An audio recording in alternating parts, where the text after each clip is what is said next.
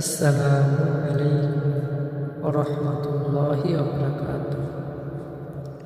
হজরত বিলাল রাদিয়াল্লাহু তাআলা আনহু একজন বিখ্যাত সাহাবী ও মসজিদে নববীর স্থায়ী মুয়াজ্জিন ছিলেন।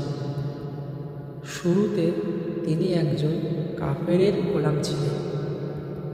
ইসলাম গ্রহণ করার কারণে তাহাকে বিভিন্ন ধরনের কষ্ট দেওয়া হইত। উমাইয়া ইবনে খালফ মুসলমানের চরম শত্রু ছিল। সে তাহাকে প্রচণ্ড গরমের মধ্যে দুপুরের সময় উত্তপ্ত বালুর উপর চিত করিয়া শোয়াইয়া একটি ভারী পাথর তাহার বুকের উপর চাপাইয়া দিত, যাহাতে তিনি নড়াচড়া না করিতে পারেন। আর বলিত যে হয় এই অবস্থায় মরিবে, না হলে বাঁচিতে চাহিলে ইসলাম ছাড়িবে। কিন্তু হজরতে বিলাল রাদিয়াল্লাহু তাআলা আনহু এই অবস্থাতেও আহাদ আহাদ বলিতে থাকিত, অর্থাৎ আমার মাবুদ একমাত্র আল্লাহ।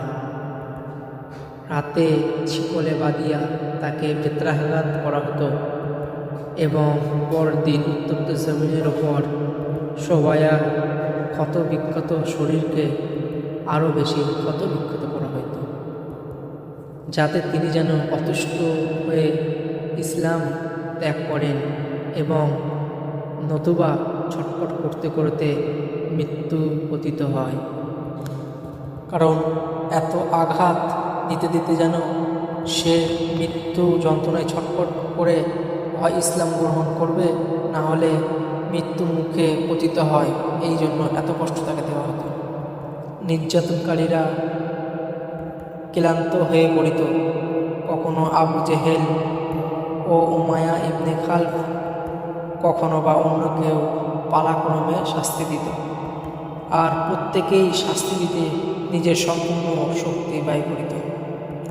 হজরতে আবু বকর সিদ্দিক রাদিয়াল্লাহু তাআলা আনহু এই অবস্থাতে তাহাকে দেখে তাহাকে খরিদ করিয়া নিল এবং তাহাকে আজাদ করিয়া দিল। কেমন ছিল আল্লাহর প্রতি হজরতে বিলাল রাদিয়াল্লাহু তাআলা আনহুর বিশ্বাস আর ঈমানী শক্তি কেমন ছিল!